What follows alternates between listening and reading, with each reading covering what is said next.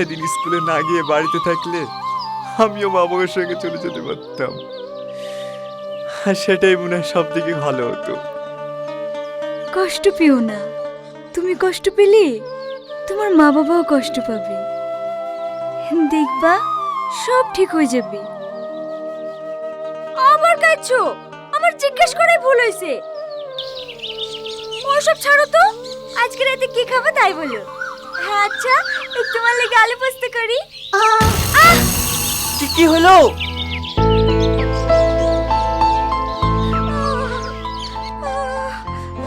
উফ, দেখে হাঁটতে পারো না? চলো।